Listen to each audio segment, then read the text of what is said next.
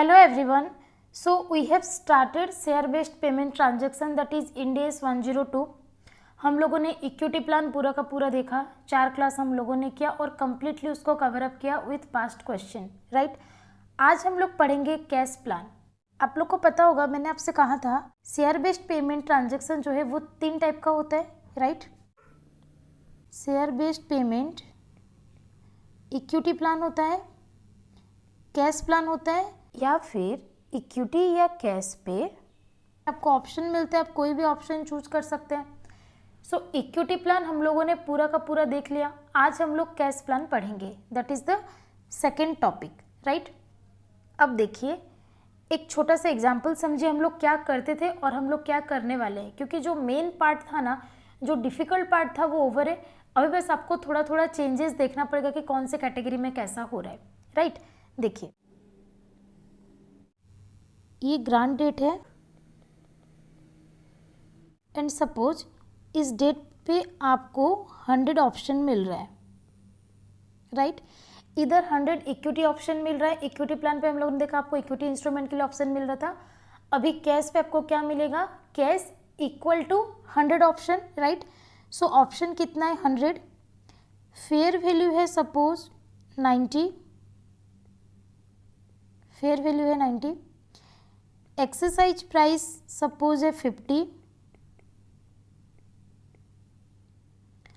And market price on grant date suppose है आप लोग का 120 और आपका सर्विस कंडीशन है सपोज 3 इयर्स का आपका सर्विस कंडीशन है कि अगर आप 3 इयर्स तक कंटिन्यूस सर्विस देंगे देन आपको कैश मिलेगा इक्वल टू 100 ऑप्शन, राइट।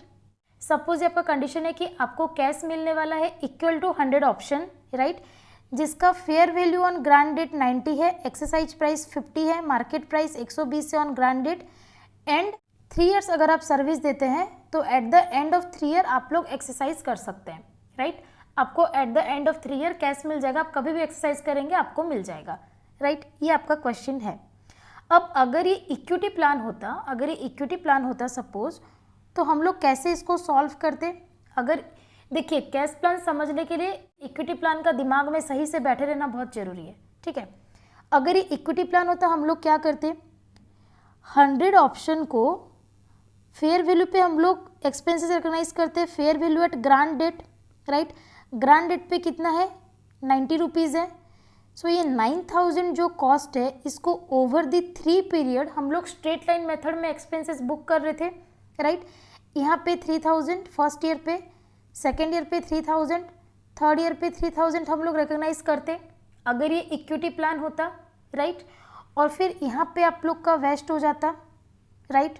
और हम लोग यहाँ पे एंट्री क्या करते थे, ईच ईयर पे हम लोग एंट्री करते थे employ benefit expense account debit to share based payment reserve account, right.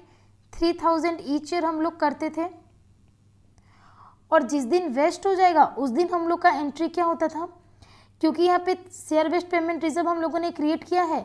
अब शेयर बेस्ड पेमेंट रिजर्व को हम लोग डेबिट कर देंगे 9000 से, क्योंकि 3 इयर्स हुआ होगा ना, ईच ईयर में 3000 3000 3000, राइट। अब शेयर बेस्ड पेमेंट रिजर्व को आप डेबिट कर देंगे to equity share capital to security premium अगर कुछ है तो, राइट। और यहाँ पे आपको कैश मिल रहा है तो कैश भी आ जाएगा, कैश और बैंक, राइट। कैश कितना है यहाँ पे, एक्सरसाइज प्राइस 50 है, सो 100 शेयर इंटू 50, राइट। सो 5000 यहाँ पे कैश आ जाएगा, 9000 आपने शेयर बेस्ड पेमेंट रिजर्व रखा था, तो ये दोनों मिला के 14000, राइट। सो जब इक्विटी प्लान था वहाँ पे मार्केट प्राइस से हमको कुछ भी लेना देना था क्या, कोई भी लेना देना नहीं था। अगर यहाँ पे बोलता मार्केट प्राइस आपका 200 रुपया है, ठीक है, सो आपको अब भी कोई लेना देना था क्या, आपको अब भी कोई लेना देना नहीं था। जब हम इक्विटी प्लान कर रहे थे हमको मार्केट प्राइस से कोई लेना देना नहीं था। या फिर अगर आपको यहाँ पे फेयर वैल्यू देता है, यहाँ पे फेयर वैल्यू देता है, यहाँ पे फेयर वैल्यू देता, कोई फर्क पड़ता नहीं पड़ता, क्योंकि इंड एस 102 बोलता है जब आप इक्विटी इंस्ट्रूमेंट दे रहे हैं ना, जब आप इक्विटी इंस्ट्रूमेंट दे रहे हैं तो आपके लिए वो इक्विटी है, आपके लिए वो लाइबिलिटी नहीं है। वो लाइबिलिटी का कंडीशन सेटिस्फाई नहीं कर रहा है, वो इक्विटी है और इक्विटी को आप ग्रांट डेट पे जो फेयर वैल्यू है उस पे आप एक्सपेंसेस रिकॉग्नाइज करेंगे। बाद में अब आप तो इक्विटी दे रहे हैं ना ग्रांट डेट पे, आपने बोला कि हम इक्विटी दे देंगे। अब 3 साल बाद अगर शेयर के प्राइस में बढ़ रहा है घट रहा है तो वो एम्प्लॉय का फायदा है, फायदा या नुकसान एम्प्लॉय का है, कंपनी को उससे लेना देना नहीं है, राइट। अब वो इक्विटी क्यों है वो समझने के लिए आपको लायबिलिटी का डेफिनेशन समझना पड़ेगा। मैम लायबिलिटी क्या है? गाइज लायबिलिटी तब होता है जब आपके पास कोई प्रेजेंट ऑब्लिगेशन और ड्यू टू पास्ट इवेंट, क्या कहा मैंने, प्रेजेंट ऑब्लिगेशन और ड्यू टू पास्ट इवेंट। अब यहाँ पे है 1 साल का सर्विस एम्प्लॉय दे रहा है, उसके बाद यहाँ पे ऑब्लिगेशन क्रिएट हो रहा है, 2 साल का सर्विस दे रहा है तभी यहाँ पे ऑब्लिगेशन क्रिएट हो रहा है। सो प्रेजेंट ऑब्लिगेशन है due to past activity, right. So पहला कंडीशन तो सेटिस्फाई कर गया यहाँ पे भी। सेकंड में क्या बोलता है, the liability should be measure reliably. अब आप कितना ऑब्लिगेशन है वो रिलायबली मेजर हो पाना चाहिए। सो ये तो इक्विटी प्लान में भी हम लोग मेजर करते हैं, यस। सो ये दोनों कंडीशन इक्विटी में भी सेटिस्फाई करेगा, कैश में भी सेटिस्फाई करेगा। बट थर्ड कंडीशन होता है there must be outflow of resources to settle. अब यहाँ पे आउटफ्लो ऑफ रिसोर्सेज है क्या इक्विटी प्लान पे? यहाँ पे तो आप लोग शेयर दे रहे हैं ना, सो आउटफ्लो ऑफ रिसोर्सेज ने आउटफ्लो ऑफ इक्विटी है।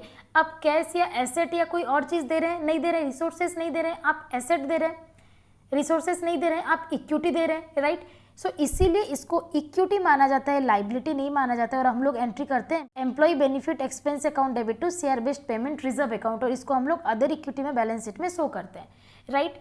बट जब आप लोग कैश देंगे, कैश को आप लोग एज ए लाइबिलिटी ट्रीट करेंगे, क्योंकि ये लाइबिलिटी का तीनों कंडीशन सेटिस्फाई करता है।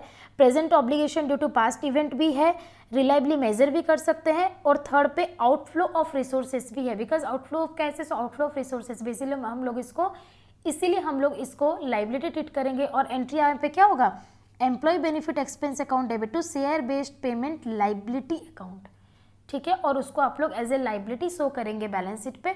Obviously it depends upon the period कि आप उसको करंट लाइबिलिटी ट्रीट करेंगे या नॉन करंट लाइबिलिटी ट्रीट करेंगे, राइट। अगर सेटलमेंट 1 साल के अंदर हो रहा है तो करंट होगा, अगर जैसे यहाँ पे 3 साल लग रहा है तो फिर वो नॉन करंट लाइबिलिटी होगा, राइट। इसमें कोई डाउट है कि हम कैश बेस्ड ट्रांजेक्शन को क्या ट्रीट करेंगे, कैसे रिकॉग्नाइज करेंगे, एज ए लाइबिलिटी रिकॉग्नाइज करेंगे, फर्स्ट चीज क्लियर है। अब मैम कैश प्लान पे होता क्या है, कैश प्लान पे क्या होता है, जहाँ पे कंप्लीट हो गया, जहाँ पे एम्प्लॉय एक्सरसाइज करेगा ना, जहाँ पे आपका कंडीशन मीट हुआ वहाँ से अभी एक्सरसाइज कर सकते हैं, राइट।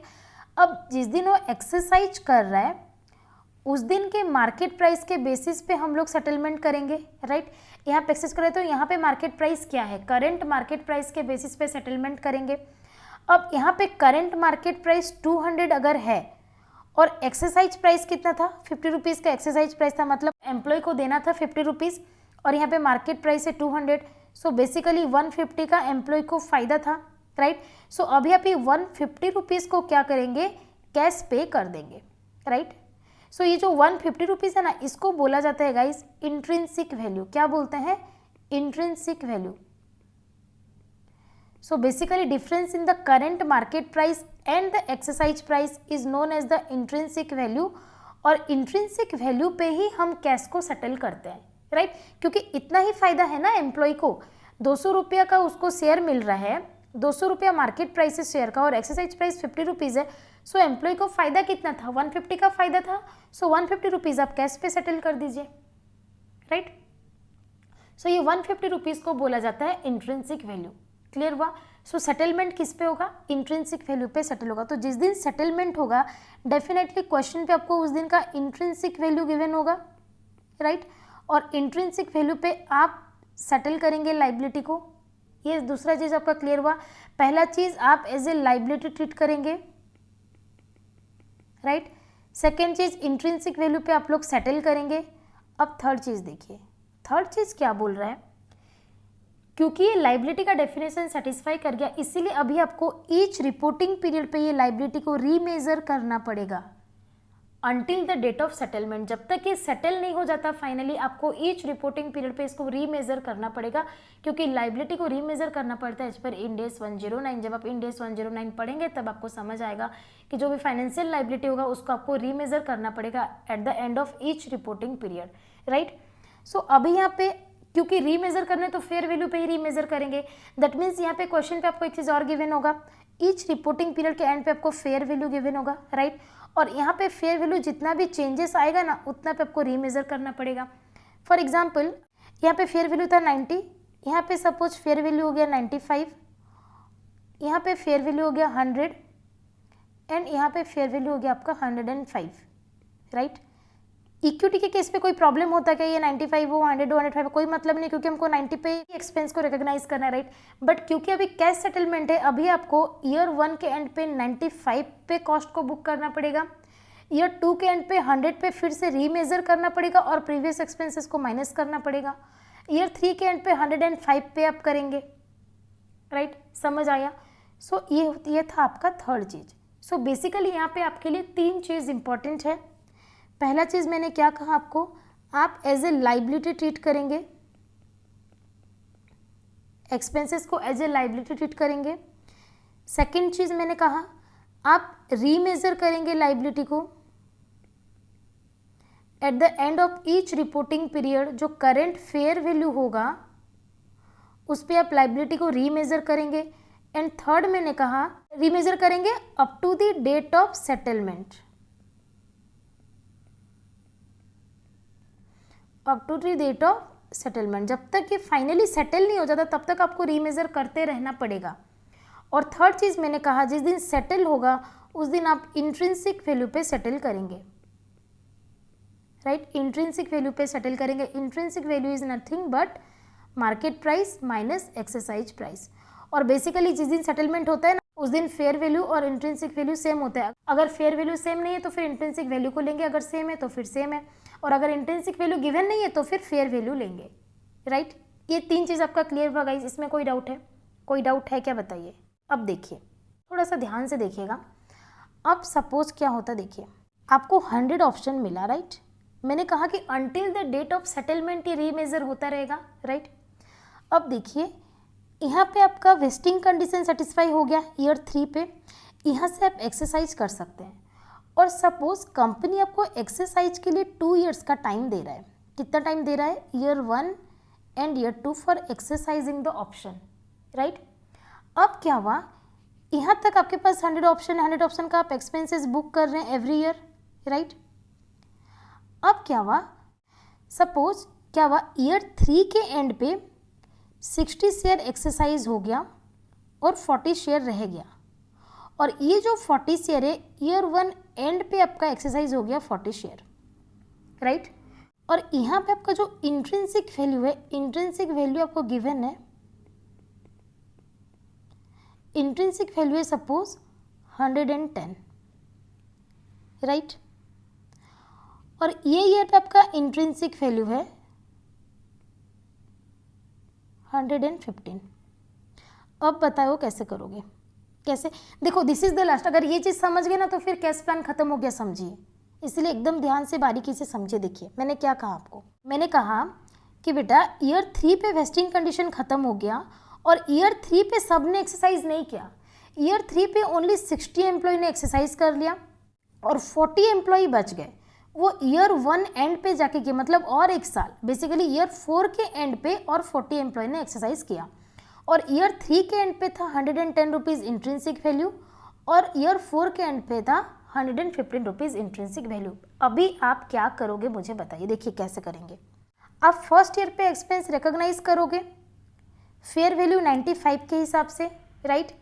सेकेंड ईयर पे करोगे फेयर वैल्यू 100 के हिसाब से, और थर्ड ईयर पे आप 105 के हिसाब से करते, राइट, क्योंकि फेयर वैल्यू 105 है।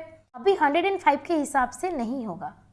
मैम ये क्या बोल रहे हैं आप? मैम हमको नहीं समझ आ रहा है। बेटा सब समझ आएगा। देखिए फर्स्ट ईयर पे आप क्या करेंगे, 100 इंटू 95, राइट। ऑफकोर्स इंटू 1/3 1 साल का हम लोग लेंगे, राइट। सो 100 इंटू 95 मैंने क्या, अभी 1/3 मैं बिल्कुल भी नहीं कर रही हूँ क्योंकि आप लोग पूरा कन्फ्यूज हो जाएंगे, ठीक है। अभी बस 100 इंटू 95 रुपीज़ में 100 ऑप्शन को मैंने कॉस्ट बुक किया, राइट। सेकेंड ईयर पे मैंने क्या किया, 100 इंटू 100, राइट। ऑफकोर्स ये पहले वाले को माइनस करेंगे, माइनस ये पहला वाला, राइट, दैट इज 9500।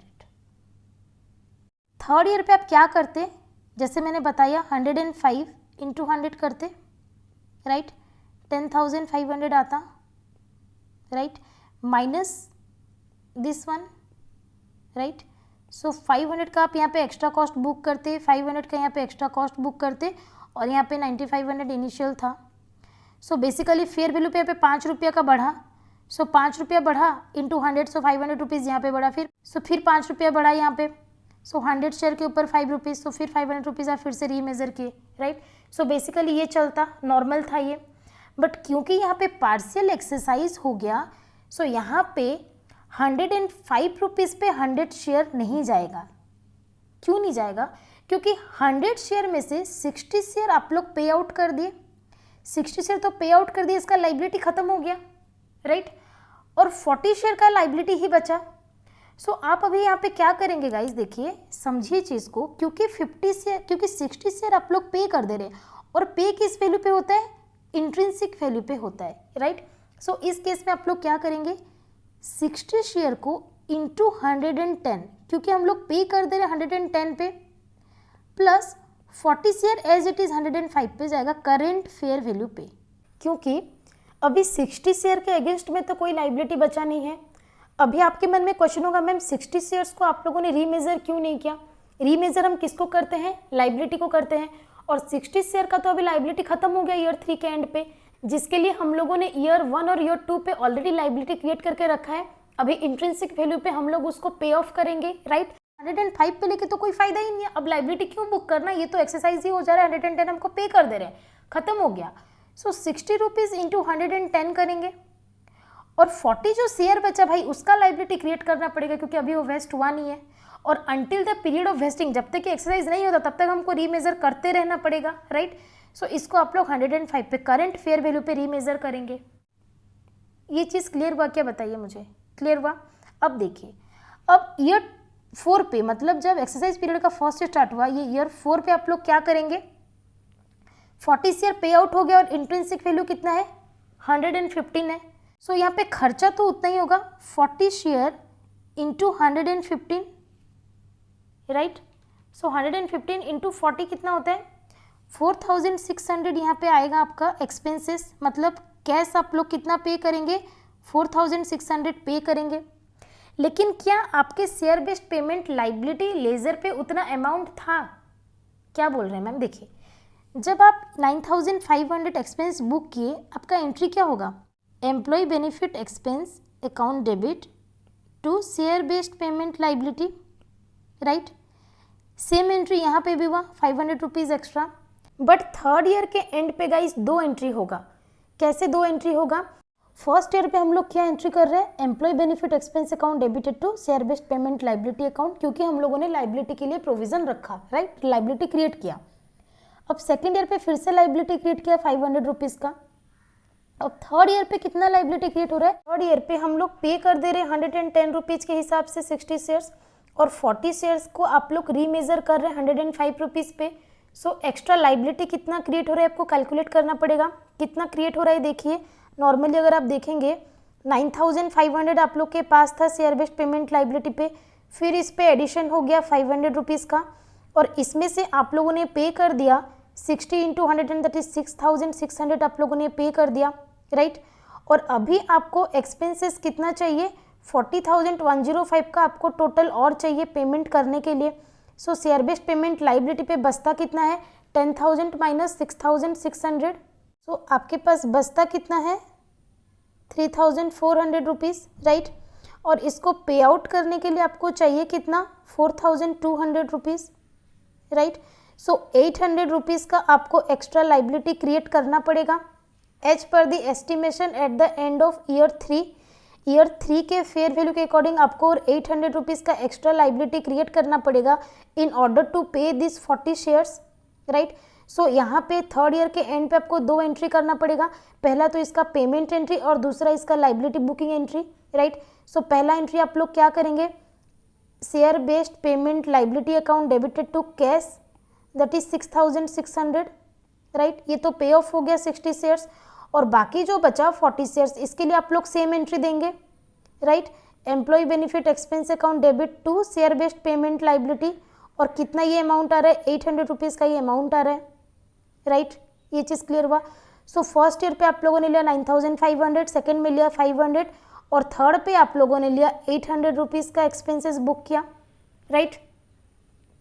अब देखिए थर्ड ईयर तक का कंप्लीट हो गया। अब फोर्थ ईयर पे आप लोग का क्या हो रहा है? दैट मीन्स एक्सरसाइज के लिए आपको 2 साल का टाइम दिया है, और एक्सरसाइज का first year that means year 4 पे क्या हुआ, आपको 40 शेयर पे आउट करना है एट द रेट 115 पे, राइट। सबको कितना कैश है यहाँ पे 40 इंटू 115 दैट इज 4600 का कैश चाहिए। पेमेंट सेट आउट कहाँ से करेंगे, share based payment liability account से करेंगे। सो चेक कीजिए शेयर बेस्ड पेमेंट लाइबिलिटी पे कितना अमाउंट बचा हुआ है।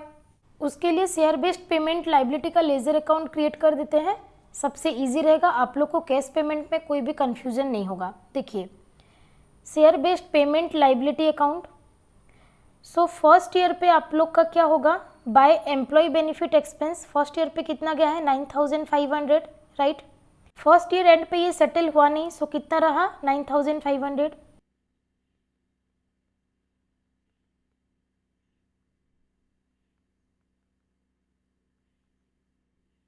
फिर सेकेंड ईयर पे बाय एम्प्लॉय बेनिफिट एक्सपेंसेस कितना है 500 रुपीज़, सो बैलेंस कितना हो गया 10,000 rupees carried down balance, right. फिर ईयर 3 पे आके आप लोगों ने कितना एक्स्ट्रा एक्सपेंसेस बुक किया, 800 रुपीज़ का आप लोगों ने एक्सपेंसेस बुक किया, राइट। और आप लोगों ने पे कितना कर दिया 6600 पे कर दिया, राइट। सो अभी आप लोग के पास बचा कितना है, to balance carried down is 4200, right. So यहाँ पे अभी शेयर बेस्ड पेमेंट लाइबिलिटी पे guys, share based payment liability पे आपके पास कितना है 4200 रुपीज़ और आपको पे आउट कितना करना है 4600 रुपीज़ फाइनल सेटलमेंट के लिए, राइट। सो यहाँ पे अभी आपको एक्स्ट्रा एक्सपेंसेस क्रिएट करना पड़ेगा। सो जितना आपका डिफरेंस आया उसको आप लोग चार्जअप कर देंगे एम्प्लॉय बेनिफिट एक्सपेंस को, दैट इज ₹400, राइट। या फिर आप इसको ऐसे भी समझ सकते हैं, 40 शेयर्स के लिए आप लोगों ने 115 रुपीज़ पे आउट करना है और 40 शेयर्स के लिए आप लोगों ने 105 रुपीज़ के हिसाब से लाइबिलिटी क्रिएट किया था। सो डिफरेंस कितना हुआ 10 रुपीज़ का। सो 40 इंटू 10 कितना हुआ 400, राइट। सो इस तरीके से भी आप लोग 400 रुपीज़ का कैलकुलेशन कर सकते हैं कि कितना एक्स्ट्रा एक्सपेंसेस आपको बुक करना पड़ रहा है during the final settlement, right. अभी देखो जो होल फंड है वो वही है, मैं आपको फिर से समराइज कर दे रही हूँ। आप लोगों ने 100 ऑप्शन के लिए ऑप्शन दिया एम्प्लॉय क्योंकि आप कैश ले सकते हैं, राइट। आप लोग का फेयर वैल्यू ग्रांड डेट पे था 90, जो कि कैश प्लान पे हमको कोई भी लेना देना नहीं है। हम रिपोर्टिंग पीरियड पे देखेंगे, फर्स्ट रिपोर्टिंग पीरियड पे था 95 रुपीज़ फेयर वैल्यू।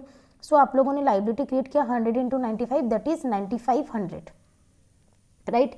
फिर सेकेंड ईयर पे आते आते सेकेंड ईयर के एंड पे रिपोर्टिंग पीरियड पे आपका फेयर वैल्यू चेंज हो गया and it will be change to ₹100।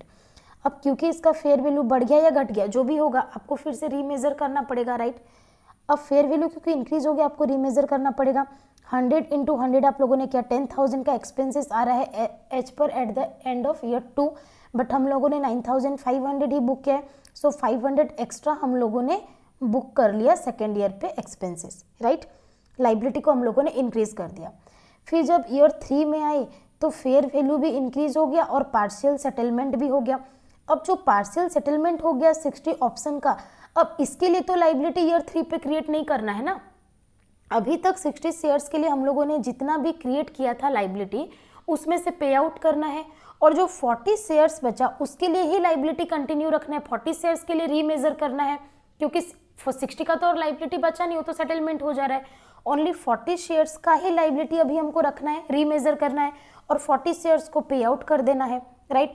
जो पे आउट करेंगे इंट्रिंसिक वैल्यू पे करेंगे। सो 40 शेयर्स को हम लोगों ने 110 रुपीज़ पे यहाँ पे आउट कर दिया 6600 रुपीज़, वो भी शेयर बेस्ड पेमेंट लाइबिलिटी से ही घटेगा, राइट। और 40 शेयर्स के लिए हम लोगों ने रीमेजर किया 105 रुपीज़ पे। सो 40 इंटू 105 ये आ रहा है आपका 10,800 टोटल। ईयर 3 के एंड पे टोटल एक्सपेंसेस मेरा एक्चुअल और एस्टिमेशन मिला के 10,800 है और अभी तक का मेरा प्रोविजन था 10,000 रुपीज़ ओनली, राइट। सो अभी इसीलिए हम लोगों ने 800 रुपीज़ का एक्स्ट्रा एक्सपेंसेस बुक किया। ईयर 3 पे आप लोग का 800 रुपीज़ का एक्स्ट्रा एक्सपेंसेस बुक करेंगे, राइट, और पे करेंगे 6,600 रुपीज़, राइट। अब ईयर 4 में जब आएंगे तो 40 शेयर भी सेटल हो गया एट द रेट 115, राइट। अब 115 से मेरे को पे करना है जिसके लिए मुझे 4,600 चाहिए। अब मुझे देखना है कि शेयर बेस्ड पेमेंट लाइबिलिटी पे 4,600 है या नहीं, बिकॉज इसका एंट्री क्या होगा share based payment liability to cash. अब शेयर बेस्ड पेमेंट लाइबिलिटी पे इतना होना भी तो चाहिए, नहीं तो कहाँ से लाएंगे। शेयर बेस्ड पेमेंट लाइबिलिटी में हमने यहाँ पे देखा कि भाई हमारे पास तो 4,200 ही है। सो 4,200 शेयर बेस्ड पेमेंट लाइबिलिटी को जाएगा, बाकी जो 400 है कहाँ से लाएंगे, आप लोग एक्सपेंस पे चार्ज करेंगे 400 रुपीज़। अभी 400 रुपीज़ कैलकुलेट करने का दूसरा तरीका भी है। कैसे तरीका है आप लोग का, 40 शेयर्स है, 40 शेयर्स के लिए आप लोगों ने यहाँ पे लाइबिलिटी रीमेजर किया था 105 रुपीज़ पे, अब उसका वैल्यू हो गया 115, सो 10 रुपीज़ का इंक्रीमेंट है, 14 × 10 = 400, राइट। पूरा का पूरा क्रिस्टल क्लियर है गाइस, इसमें कोई डाउट ही नहीं है। सो अगर ये किसी को समझ आ गया ना तो फिर कैश प्लान कवर है। अब आप अगर क्लासेस नहीं भी देखेंगे, सीधा जाएंगे बुक का क्वेश्चन उठाएंगे तब भी आप सॉल्व कर लेंगे, अगर किसी को यहाँ पे समझ आ गया। अगर नहीं आया है तो अभी आगे हम लोग और एग्जाम्पल्स और क्वेश्चंस करेंगे, फिर से मैं एक्सप्लेन करूंगी। आई होप आप लोग को वहाँ पे पूरा का पूरा क्लियर हो जाएगा। एक बार नोट्स पे आइए। कैश प्लान और स्टॉक एप्रिसिएशन राइट, इसको हम लोग स्टॉक एप्रिसिएशन राइट भी बोलते हैं कैश प्लान को। Okay, these are the options which are not settled in equity instrument, rather these are settled in cash based on the fair value of the equity instrument, right? Under cash plan, share based payment transaction, expenses recorded will be shown as share based payment liability. liability क्यों है भी मैंने आपको बता दिया, right? फिर क्या बोला, liability can be current liability और non current liability based on the date of expected settlement. अगर विद इन 1 ईयर है तो फिर करंट होगा, अगर मोर देन 1 ईयर है तो फिर नॉन करंट लाइबिलिटी होगा, राइट। फिर क्या बोला, the entity shall measure the goods और service acquired and the liability incurred at the fair value of the liability. Liability का जो फेयर वैल्यू होगा उस पर रिकॉर्ड होगा। Until the liability is settled, until the liability is settled the entity shall remeasure the fair value of liability at the end of each reporting period. मैंने बताया आपको entity क्या करेगा, until the liability is settled, जब तक liability settle नहीं हो जाता entity shall remeasure the fair value of liability. Current fair value जो भी अवेलेबल होगा उस बेसिस पे लाइबिलिटी को रीमेजर करेगा at the end of each reporting period, right. ये चीज़ क्लियर हुआ गाइज। फिर बोला settlement will be made in cash, of course settlement cash पे ही होगा। Settlement value will be as per intrinsic value of the share on settlement date. मैंने क्या बोला, इंट्रिंसिक वैल्यू पे होगा, that is current market price minus exercise price, right. फिर क्या बोला, if intrinsic value is not given then fair value will be the intrinsic value. ये चीज़ भी मैंने आपको बता दिया। Intrinsic value is current market price minus exercise price. फिर जर्नल एंट्री क्या होगा, जर्नल एंट्री होगा आपका employ benefit expense account debit to share based payment liability account being expense recognised. और जब सेटलमेंट हो जाएगा तब क्या होगा, share based payment liability account debited to cash. फिर यहाँ पे नोट दिया, नोट क्या बोला, if entity grants SAR which are already vested then expenses will be fully recorded on the grant date itself। यहाँ पे ये इंपॉर्टेंट है, क्या बोल रहे हैं, अगर ऐसे कोई शेयर दे रहे जो ऑलरेडी वेस्टेड, मतलब there is no vesting condition, या फिर वेस्टिंग कंडीशन ऐसा है कि जो भी एम्प्लॉय अभी तक 3 साल से काम कर रहे हैं ना, उनको आज की डेट पे हम इशू कर दे रहे हैं ऑप्शन, आप आज ही कैश अवेल कर सकते हैं, राइट।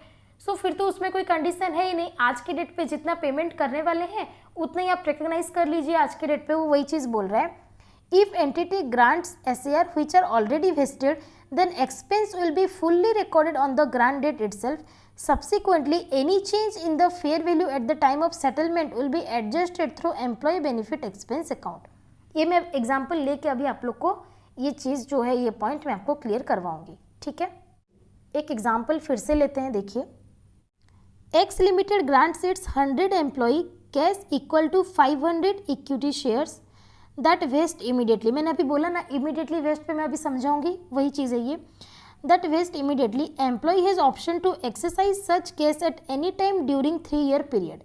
क्या बोल रहा है, 100 एम्प्लॉय को कैश प्लान दिया इक्वल टू 50 इक्विटी शेयर जो कि इमीडिएटली वेस्ट है, and employ is option to exercise such case at any time during 3-year period. और 3 साल एक्सरसाइज पीरियड दिया कि आप 3 साल पे कभी भी एक्सरसाइज कर सकते हैं। Fair value at grant date पे फेयर वैल्यू था 120 रुपया। At the end of first year, second year, third year आपको रेस्पेक्टिवली फेयर वैल्यू दे दिया।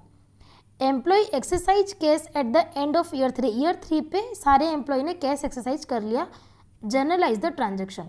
बहुत सिंपल सा एकदम बेसिक कैश के ऊपर क्वेश्चन है, बस एक कॉन्सेप्ट को समझने के लिए। देखिए ये आपका ग्रांड डेट है, राइट। यहाँ पे आपको 100 एम्प्लॉई है और नंबर ऑफ ऑप्शन कितना है, 500 ऑप्शन है। And there is no such vesting condition in future because ये इमीडिएटली वेस्टेड है। मतलब कोई पास्ट परफॉर्मेंस या कंडीशन को देख के यहाँ पे आपको ऑप्शन देगा कि आप इमीडिएटली वेस्ट कर सकते हैं, राइट। और एम्प्लॉय का ऑप्शन है अगले 3 साल के अंदर कभी भी वो एक्सरसाइज कर सकते हैं, मतलब this is the exercise period, right, this is the exercise period, it is not vesting period, is exercise period, आप कभी भी एक्सरसाइज कर सकते हैं।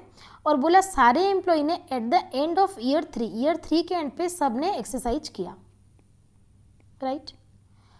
अब हम लोगों ने क्या पढ़ा, अगर कोई ऑप्शन इमीडिएटली वेस्ट हो रहा है तो आप इमीडिएटली एक्सपेंस को रिकॉग्नाइज कर दीजिए उस डेट पे, राइट। यहाँ पे मैंने आपको क्या बोला था, देखिए, if entity grant stock appreciation right which are already vested then expense will be fully recorded on the grant date itself. So यहाँ पे मेरा फेयर वैल्यू कितना है, fair value is 128 grant date, 125 at year 1 का and, 130 eight year 2 का and and 132 eight year 3 का and, right. अब क्या बोल रहा है, 120 रुपीज़ पे आप ग्रांट डेट का फेयर वैल्यू पे उसी दिन एक्सपेंस रिकॉग्नाइज कर दीजिए। So 100 employ into 500 option into 120 fair value, right. So 100 into 500 into 120 कितना आ रहा है, 60 लैक्स, 60 लैक्स रुपीज़ आप यहाँ पे एक्सपेंस रिकॉग्नाइज कर दिए।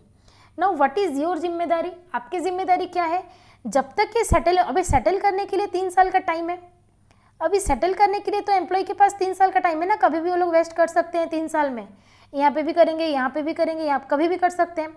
सो अब कैश बेस्ड प्लान में आपका रूल क्या है, जब तक ये सेटल नहीं हो जाता, तब तक आपको क्या रीमेजर करना पड़ेगा at the end of each reporting period, right. अगर ये इक्विटी प्लान होता फिर कोई दिक्कत नहीं था, 60 लैक्स पे ही ये कंटिन्यू होता, जिस दिन लेते उस दिन ले लेते शेयर, राइट, कोई प्रॉब्लम नहीं था।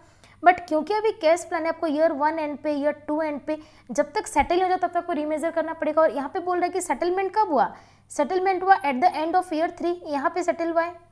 सो आपको 2 साल तक तो रीमेजर करना ही पड़ेगा और 3rd ईयर पे आपको इंट्रिंसिक वैल्यू पे पे आउट करना पड़ेगा। यहाँ पे इंट्रिंसिक वैल्यू गिवन है नहीं, so fair value will be the intrinsic value 132 पे आपको पे आउट भी करना पड़ेगा, राइट। सो अभी देखिए, ईयर 1 पे आप लोग क्या करेंगे, ईयर 1 पे फिर से रीमेजर करेंगे, मतलब 100 employee into 500 option into 125, right. So 100 into 500 into 125 कितना आ रहा है, 62,50,000। और यहाँ पे प्रीवियस ईयर एक्सपेंसेस था 60 लैक्स। सो करेंट ईयर पे एक्सपेंस कितना हुआ, 2,50,000 का एक्स्ट्रा एक्सपेंसेस हुआ। और ये जो 2,50,000 का एक्स्ट्रा एक्सपेंसेस हुआ ना, इसको आप लोग चार्जअप करेंगे किसको, एम्प्लॉय बेनिफिट एक्सपेंस अकाउंट को। Employee benefit expense account debit to share based payment liability account, right. So ये जो नोट्स था इस पे वही चीज़ बोल रहा था। Subsequently any changes in fair value at the time of settlement will be adjusted through employ benefit expense account. ये चीज़ समझ आया, एम्प्लॉय बेनिफिट एक्सपेंस अकाउंट के थ्रू से सेटल करना, मतलब जितना एक्स्ट्रा एक्सपेंसेस हुआ ना उसको आप लोग एम्प्लॉय बेनिफिट एक्सपेंस अकाउंट को चार्ज करेंगे, राइट। आई होप आप लोग को क्लियर हो रहा है गाइस, ठीक है। अब ईयर 2 पे आए, अभी भी सेटल नहीं हुआ है तो आपको फिर से रीमेजर करना पड़ेगा, राइट। सो 100 एम्प्लॉय को 500 ऑप्शन इंटू फेयर वैल्यू कितना है 130। सो कितना है 100 into 500 into 130, so it is 65 lakhs. अब 65 लाख में फर्स्ट ईयर का टोटल एक्सपेंसेस कितना था, 62,50,000। सो 62,50,000 माइनस कर दीजिए, कितना बचा 2,50,000। अब 2,50,000 का एक्स्ट्रा कॉस्ट और बढ़ गया, अब इसको फिर से आप एम्प्लॉय बेनिफिट एक्सपेंस पे ट्रांसफर कीजिए। Employ benefit expense account debit 2,50,000 to share based payment liability account, right. अब आप लोग का एंट्री यहाँ पे क्या हो रहा था, एक बार मैं राइट डाउन कर दे रही हूँ। देखिए यहाँ पे आप क्या कर रहे हैं, employ benefit expense account debit to share based payment liability, right. 60 lakhs 60 lakhs. First year end पे क्या किए, रीमेजर किए, employ benefit expense account debit to share based payment liability account, कितना आया 2.5 लैक्स 2.5 लैक्स, राइट। फिर सेकेंड ईयर पे आप लोग क्या किए, employ benefit expense account 2.5 lakhs to share based payment liability 2.5 lakhs, right. So total share based payment liability पे आप लोग का कितना आया, पहले आया 60, फिर 2.5, फिर 2.5 बेसिकली 65, जो जितना कि आप लोग का एक्सपेंसेस टोटल है 65 लाख, राइट। सो 65 लाख अभी share based payment liability account पे है। अब थर्ड ईयर एंड पे क्या हुआ, ये सेटल हो गया, राइट। अभी आपको रीमेजर करने का और जरूरत नहीं है क्योंकि अब सेटल हो रहा है final settlement. So final settlement आप लोग पे आउट करेंगे इंट्रिंसिक वैल्यू पे। अब इंट्रिंसिक वैल्यू गिवन नहीं है, सो एज्यूम कि fair value is equal to intrinsic value, और फेयर वैल्यू पे आप लोग सेटल करेंगे, राइट।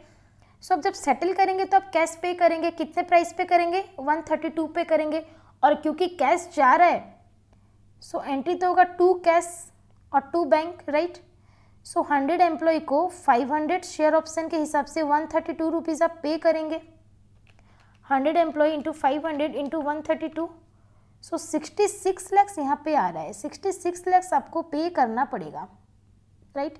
लेकिन हम लोगों ने लाइबिलिटी कितना क्रिएट किया था, share based payment liability 65 lakhs हम लोगों ने क्रिएट किया था, राइट। ये 60, ये 2.5, ये 2.5 रीमेजर कर करके 130 रुपीज़ तक हमने रीमेजर किया था। इसका मीनिंग तो यही है, 130 रुपीज़ के हिसाब से हम लोग रीमेजर किया था, 132 गए तो 2 रुपया बढ़ गया, राइट। सो ये जो 2 रुपीज़ का इंक्रीमेंट है, या फिर समझो कि इसका जो डिफरेंस है उसको हम लोग क्या करेंगे, फिर से एम्प्लॉय बेनिफिट एक्सपेंस अकाउंट को चार्ज अप करेंगे 1 लाख रुपीज़।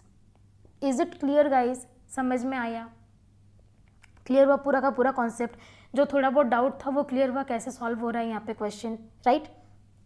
अब इसको ऐसे भी समझे, देखिए यहाँ पे 5 रुपीज़ बढ़ा, 100 इंटू 500 कितना, 100 employ into 500 share. So basically 50,000 share का यहाँ पे बात चल रहा है। अब 50,000 शेयर पे 5 रुपीज़ का बढ़ गया, राइट। 50,000 शेयर का 5 रुपीज़ वैल्यू बढ़ गया, सो 2,50,000 यहाँ पे वैल्यू इंक्रीज हो गया, हम लोगों ने कंसिडर कर लिया। अब 50,000 शेयर का फिर 5 रुपया बढ़ गया, सो 2.5 लाख हमने फिर कंसिडर किया।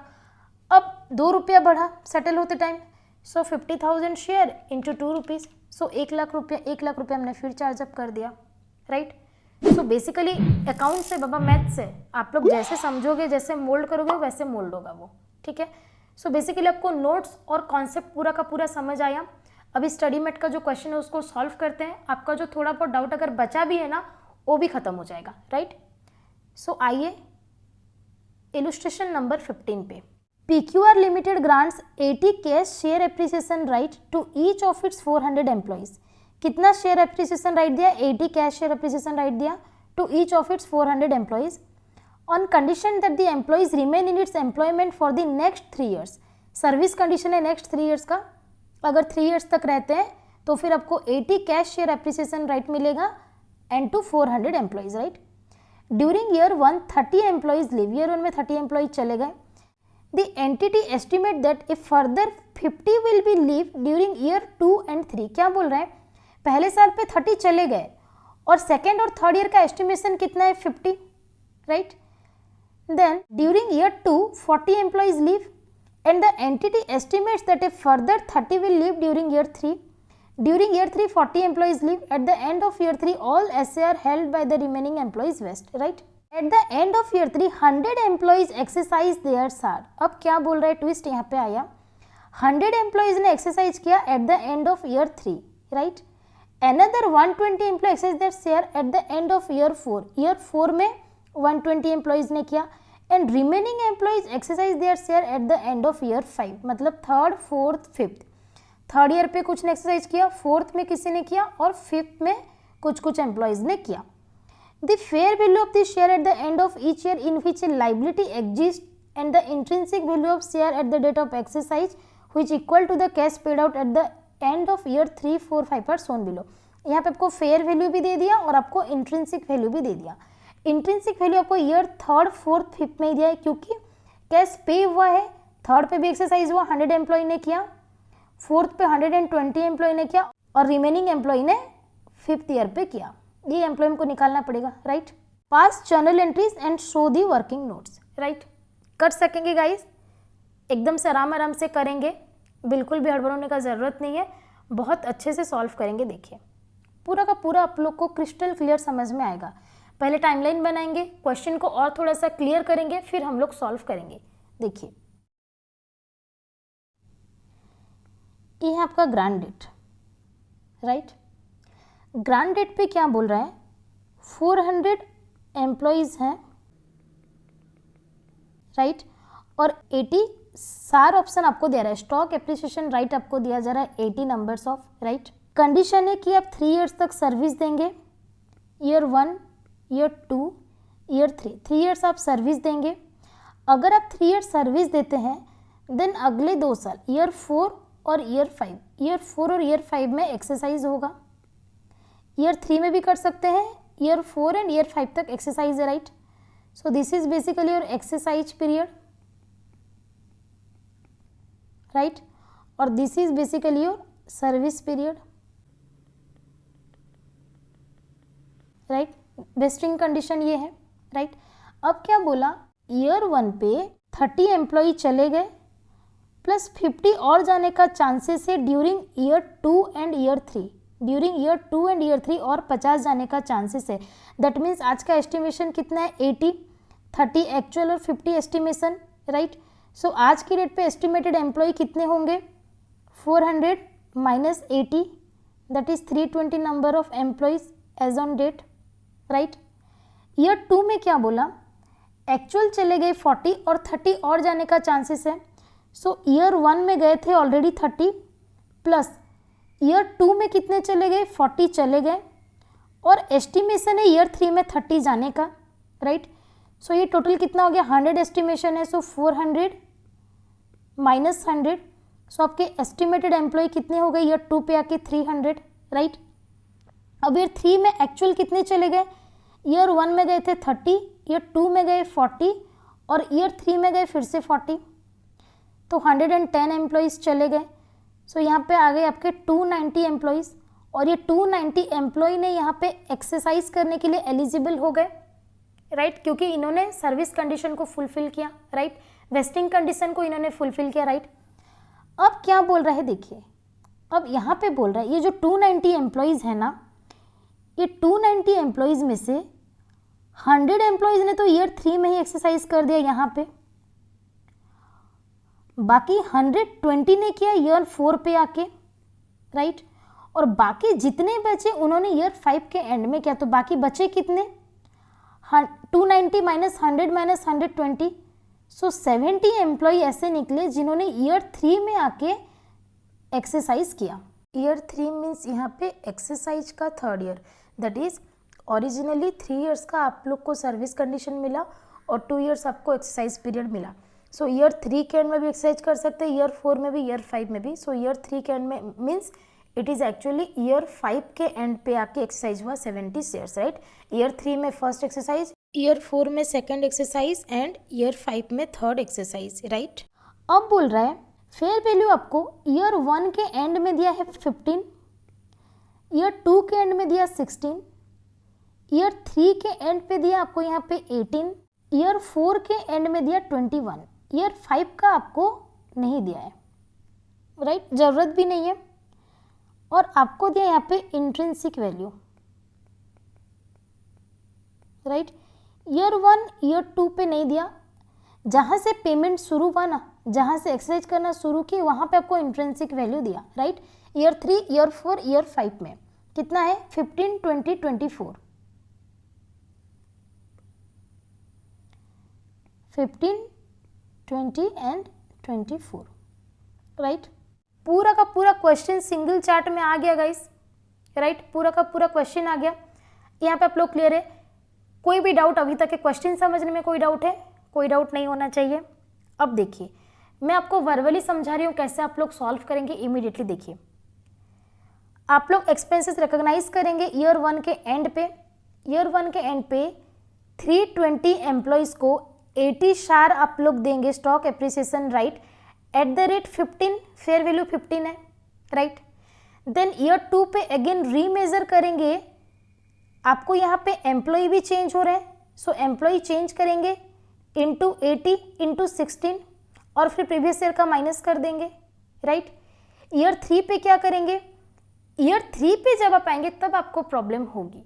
क्यों प्रॉब्लम होगी, आप 290 को 290 एम्प्लॉयज़ के हिसाब से 80 सार 18 रुपीज़ पे रिकॉग्नाइज नहीं कर सकते, क्यों नहीं कर सकते मैम? क्योंकि मैंने आपको पहले ही एग्जाम्पल में बता दिया था, क्योंकि यहाँ पे पार्शियल एक्सरसाइज हो रहा है। 100 ने तो एक्सरसाइज कर लिया, ये जो 100 एम्प्लॉय एक्सरसाइज कर रहे हैं वो 15 रुपीज़ पे कर रहे हैं, इंट्रिंसिक वैल्यू पे करेंगे, फेयर वैल्यू पे नहीं करेंगे। इंट्रिंसिक वैल्यू पे पे आउट होता है, अगर सेम है तो ठीक है, अदरवाइज इंट्रिंसिक वैल्यू लेंगे, राइट।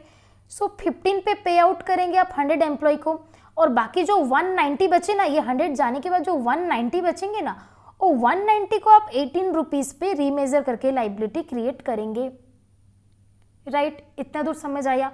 उसके आगे क्या करेंगे वो मैं आप लोग को क्वेश्चन करते करते समझाऊंगी, ठीक है। तो स्टार्ट करते हैं, चलिए बनाएंगे स्टेटमेंट ऑफ एक्सपेंसेस।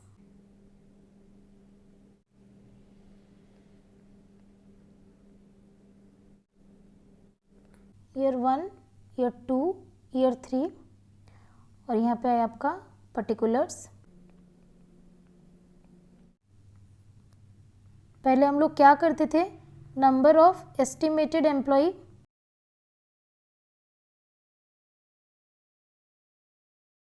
ईयर 1 पे कितना निकला 320, ईयर 2 में 300 और ईयर 3 पे 290, राइट। अब सेकंड नंबर पे क्या लिखते थे, नंबर ऑफ इक्विटी लिखते थे, इक्विटी ऑप्शन। अभी हम लिखेंगे stock appreciation right, right. So यहाँ पे 80 नंबर्स है तीनों ही केस में, right. So total number of सार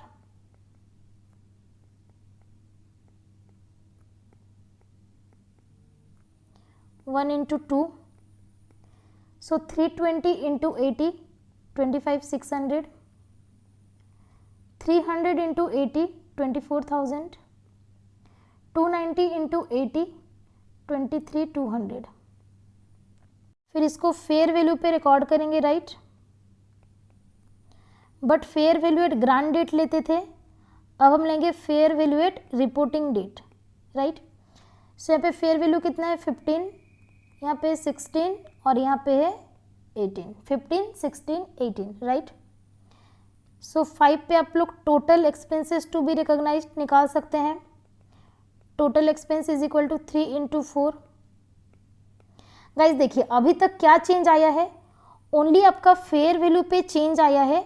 आप लोग पहले ग्रांड डेट का लेते थे, अभी आप रिपोर्टिंग डेट का लेंगे, बाकी तो एज इट इज इक्विटी की तरह ही है, राइट। अब निकालिए 25,600 into 15, 3,84,000, 3,84,000, राइट।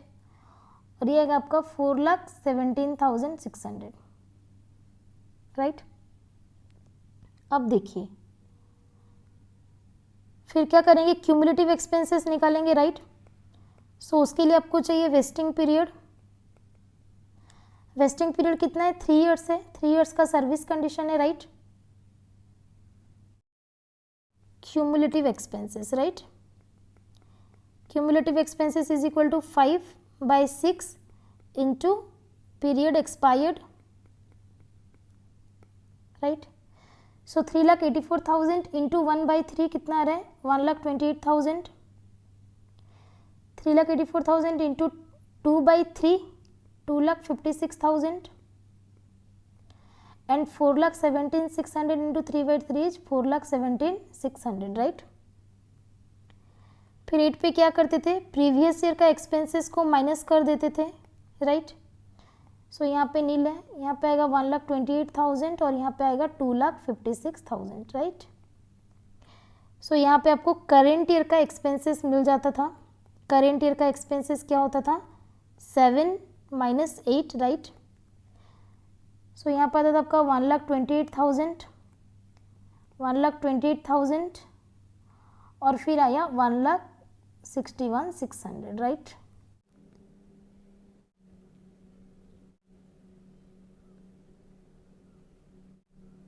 इतना हम लोग इक्विटी में भी करते थे, इतना हम लोग कैश प्लान में भी कर रहे हैं, राइट। ओनली फेयर वैल्यू यहाँ पे अभी तक चेंज हुआ है, राइट। अब क्या बोल रहा है देखिए, अभी सॉल्विंग का पॉइंट आएगा। अब क्या बोला, यहाँ पे जो 290 एम्प्लॉयज़ है ना, जो 290 एम्प्लॉयज़ हैं, ये 290 एम्प्लॉयज़ में से 100 एम्प्लॉय ने एक्सरसाइज कर लिया और बाकी जो 190 एम्प्लॉय थे वो अभी भी हैं। इसके लिए आपको लाइबिलिटी रीमेजर करना है बट 100 एम्प्लॉय को तो आपको पे करना है, राइट। सो हम लोगों ने क्या किया, 290 एम्प्लॉयज़ के ऊपर हम लोगों ने 18 रुपीज़ के हिसाब से हम लोग लाइबिलिटी रीमेजर कर दिए, बट जो कि होना नहीं चाहिए। ये कितने एम्प्लॉय के लिए होना चाहिए, 190 एम्प्लॉय के लिए होना चाहिए, राइट, रीमेजर होना चाहिए। और बाकी 100 एम्प्लॉय को हम लोग पे आउट करेंगे इंट्रिंसिक वैल्यू पे, और इंट्रिंसिक वैल्यू आप लोग का कितना था, 15 रुपीज़ आपका इंट्रिंसिक वैल्यू था। सो पेमेंट हुआ है इंट्रिंसिक वैल्यू पे 15 रुपीज़ पे। सो 100 एम्प्लॉय के लिए 15 रुपीज़ पे हमको एक्सपेंस बुक करना चाहिए था, और 190 एम्प्लॉय के लिए 18 रुपीज़ पे आप लोग को रीमेजर करना चाहिए था, राइट। सो ये मैंने समझाने के लिए आपको नॉर्मली किया था, बट एक्चुअली में ये एक्सपेंस नहीं होगा थर्ड ईयर पे। थर्ड ईयर का एक्सपेंस इस तरीके से हम लोग कैलकुलेट करेंगे, ठीक है। सो थर्ड ईयर का एक्सपेंसेस कितना होगा गाइस, 190 एम्प्लॉय को 18 रुपीज़ के हिसाब से 80 शार, राइट, प्लस 100 एम्प्लॉय को आप पे कर दे रहे हैं इंट्रिंसिक वैल्यू पे 80 सार, राइट। ये आपका एक्सपेंसेस आना चाहिए 4,17,600 के बदले ये आपका एक्सपेंसेस यहाँ पे आना चाहिए, राइट। सो ये कितना हो रहा है, 190 into 18 into 80, 273,600 plus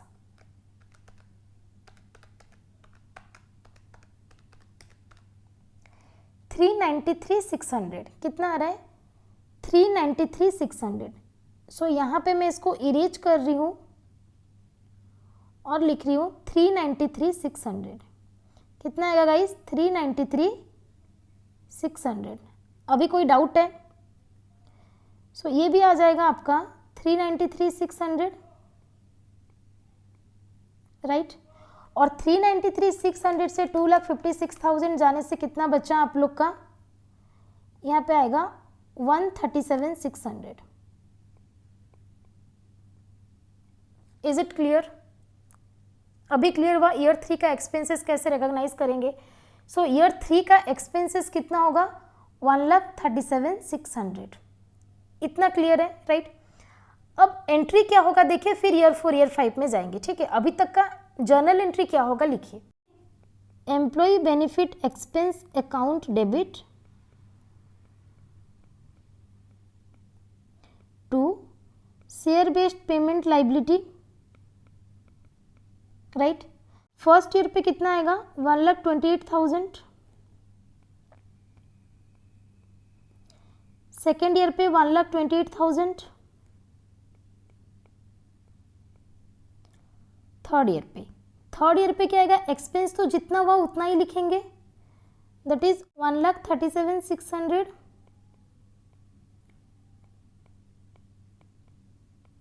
right. But क्योंकि यहाँ पे अभी पेमेंट भी शुरुआत हो चुका है, इसीलिए आप पेमेंट का भी एंट्री करेंगे यहाँ पे, राइट। अब मैं पेमेंट का एंट्री क्या होगा, पेमेंट का एंट्री के लिए शेयर बेस्ड पेमेंट लाइबिलिटी, आप जो लाइबिलिटी क्रिएट किए हैं उसको अभी आप डेबिट करेंगे, अभी तक क्रेडिट करें तो उसको डेबिट करेंगे टू बैंक, राइट। और आप लोगों ने पे कितना किया, ऑलरेडी कैलकुलेटेड, राइट। 100 एम्प्लॉय को 15 रुपीज़ के हिसाब से 80 सार आप लोगों ने दिया, right. So 100 into 15 into 80, 100 into 15 into 80, 1,20,000 आप लोगों ने पे कर दिया, राइट। अब देखिए शेयर बेस्ड पेमेंट लाइबिलिटी जो लेजर था उस पे आप लोग का अभी तक का बैलेंस कितना था मुझे बताइए। अगर आप share based payment liability ledger create करेंगे, राइट, सो फर्स्ट ईयर पे आया बाय एम्प्लॉय बेनिफिट एक्सपेंस कितना, 1,28,000। फिर सेकेंड ईयर पे again by employ benefit expense 1,28,000। Third year पे again employee benefit expenses 1,37,600, right. और टू बैंक हमने पे आउट कर दिया 1,20,000, right. So to balance carried down कितना रहा हम लोग का, 1.28 प्लस 1.28 प्लस 1.376 माइनस 1.2, सो 2,73,600 2.736 ये मेरा बैलेंस रहा अभी। मतलब अभी के आगे अभी और 190 शेयर होल्डर्स को हमको देना है, राइट। 100 शेयर होल्डर ने अभी ले लिया, आगे और 190 एम्प्लॉइज को हमको सेटल करना है। अभी तक तो 100 एम्प्लॉइज ही सेटल हुए हैं और 190 एम्प्लॉइज सेटल करना है, और 190 एम्प्लॉइज के लिए हमारे पास कितना पैसा बचा है अभी? 2,73,600 ही हमारे पास बचा है ना बाबा, राइट। इस पे कोई डाउट हो रहा है? नहीं होना चाहिए कोई भी डाउट, राइट। अब आइए ईयर 4 पे। अभी ईयर 4 पे क्या हुआ, 120 एम्प्लॉइज ने अभी एक्सरसाइज किया, राइट। अभी भी 70 बच गए हैं, 120 एम्प्लॉय ने एक्सरसाइज किया। अब 120 एम्प्लॉइज को तो आपको पे ऑफ करना पड़ेगा, राइट। कितने में आप लोग पे ऑफ करेंगे? इंट्रिंसिक वैल्यू है 20 रुपीज़, सो 20 रुपीज़ पे आप लोग इनको पे आउट करेंगे। सो 20 रुपीज़ पे आप इसको पे आउट करेंगे, राइट। सो 120 एम्प्लॉय को 80 सार आप लोग देंगे कितने? 20 रुपीज़ पे आप लोग पे करेंगे। सो आपका एक्सपेंडिचर कैश आउटफ्लो कितना आ रहा है? 120 इंटू 80 इंटू 20। कैश आउटफ्लो आ रहा है आप लोग का 1,92,000। और 120 एम्प्लॉय जाने के बाद आपके पास बचे कितना? 70 एम्प्लॉय अभी भी आपके पास बचे, जिसका लाइबिलिटी आपको रीमेजर करना है। आपको याद होगा, जब तक कंप्लीटली सेटल नहीं हो जाता तब तक आपको रीमेजर करते रहना है ना ईच रिपोर्टिंग पीरियड पे। सो अभी 120 का ही सेटल हुआ है और 70 का सेटल हुआ नहीं है। सो इसको आप लोग रीमेजर करेंगे 70 इंटू 80 सार। कितने रुपए पे करेंगे? फेयर वैल्यू पे रीमेजर करेंगे, दैट इज 21 रुपीज़ पे, क्योंकि पे आउट इंट्रिंसिक वैल्यू पे होगा बट रीमेजर तो फेयर वैल्यू पे करेंगे। कोई डाउट? सो इसको आप लोग रीमेजर करेंगे, राइट। सो कितना आ रहा है? 70 इंटू 80 इंटू 21, सो 1,17,600, राइट। ये टोटल कितना आ गया आप लोग का? प्लस 1,92,000। अभी आपको शेयर बेस्ड पेमेंट लाइबिलिटी पे कितना चाहिए? 3,09,600 चाहिए। इट मीन्स आपको अभी कैश पे आउट करना है 1,92,000 out of this share based payment liability account, और 70 एम्प्लॉय के लिए आपको 1,17,600 रखना भी है। करेंट ईयर के फेयर वैल्यू के अकॉर्डिंग उतना लाइबिलिटी आपका बन रहा है। सो शेयर बेस्ड पेमेंट लाइबिलिटी पे 3,09,600 होना चाहिए, बट आपके पास है कितना? 2,73,600, राइट। सो यहाँ से आप इसको माइनस कर देंगे 2,73,600। सो बचेगा कितना आपके पास? 36,000। सो ये 36,000 आपको शॉर्ट हो रहा है, और ये 36,000 आपको करेंट ईयर फिर से बुक करना है as an expense, right. So year 4 का आपका एंट्री क्या होगा? Employ benefit expense account debit to share based payment liability account 36,000 पहला एंट्री। दूसरा एंट्री क्या होगा? Share based payment liability account debit, आप लोग पे कर रहे हैं कैश टू कैश, कितना आएगा? 1,92,000। It is clear now? I hope it is clear now guys. अब कोई प्रॉब्लम नहीं होना चाहिए, राइट। अब आइए ईयर 5 पे। ईयर 5 पे आप खुद ट्राई कीजिए करने का। ईयर 5 पे आप खुद ट्राई कीजिए करने का। ईयर 5 पे क्या बोला? रिमेनिंग जो 70 एम्प्लॉई हैं उनको पे आउट कर दिए, राइट। अब आप शेयर बेस्ड पेमेंट लाइबिलिटी पे क्या आया देखिए, बाय एम्प्लॉय बेनिफिट एक्सपेंस आप लोग क्रिएट किए कितना? 36,000, राइट। और टू बैंक आप लोगों ने पे कितना कर दिया? 1,92,000, राइट। सो अब बचा कितना आपके पास? 2,73,600 प्लस 36,000 माइनस 1,92,000। सो आपके पास बचा कितना है? 1,17,600, right. To balance carried down कितना है? 1.176। ये इंपॉर्टेंट है, ठीक है। अभी आपके पास इतना बचा, दैट मीन्स 70 एम्प्लॉय का लाइबिलिटी सेटल करने के लिए आपके पास 1,17,600 रुपया बचा है, राइट। 1,17,600 रुपया बचा है। अब कितना लाइबिलिटी क्रिएट हो रहा है एक्चुअली में देखिए, सेटलमेंट डेट पे आपका इंट्रिंसिक वैल्यू कितना है? 24 रुपीज़ आपका इंट्रिंसिक वैल्यू है। सो 24 के हिसाब से हम लोग पे आउट भी करेंगे, राइट। 24 के हिसाब से पे आउट करेंगे। सो कैश कितना जाएगा हम लोग का, to cash 70 employ into 80 number of share into 24 is the intrinsic value, right. So 70 into 80 into 24। So payment हमको करना पड़ रहा है कितना, 1,34,400। और हम लोग का share based payment liability account पे कितना खड़ा है यहाँ पे, 1,17,600, राइट। तो हमको शॉर्ट कितना हो रहा है, 16,800। सो ये 16,800 को आप एम्प्लॉय बेनिफिट एक्सपेंस अकाउंट पे चार्ज करेंगे, 16,800। क्लियर हुआ गाइस? क्या डाउट रहा यहाँ पे मुझे बताइए। मतलब अगर कोई सच में थोड़ा भी दिमाग लगा के ये वीडियो को देखा होगा ना, बस सुन लिया होगा ना, तो उसका 100% डाउट यहाँ पे क्लियर हो गया होगा। बिकॉज कोई डाउट होना ही नहीं चाहिए। इतना ब्रीफ तरीके से जितने भी स्टूडेंट हैं, मैं भी कभी स्टूडेंट थी, और यहाँ पे डाउट होता है ये बैलेंस के लिए, इसलिए मैंने यहाँ पे लेजर ही बना दिया, चलो काम ही खत्म है। स्टूडेंट इतना मेहनत करके कभी भी समझना नहीं चाहेगा ये सम को, बैलेंस कितना था, कहाँ गया। अब देखिए जब आप लेजर बना ले तो कितना इजी लगा आप लोग को। अगर ये वीडियो पे आप लोग कमेंट नहीं किए ना गाइस, इसको पढ़ के कैसे लगा, तो कसम से मैं नेक्स्ट टाइम से और वीडियो नहीं डालूंगी आप लोग के लिए।